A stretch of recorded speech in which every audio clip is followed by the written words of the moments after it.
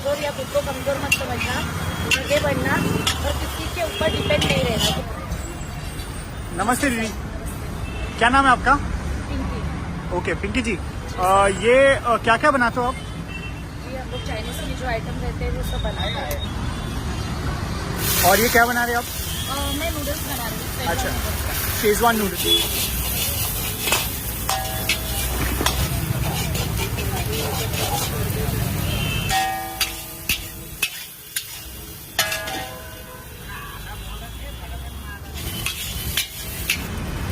Schezwan noodles, और क्या मतलब टेम्पटिंग लग रहा है। सो गाइस बिल्कुल आइए और ट्राई कीजिए।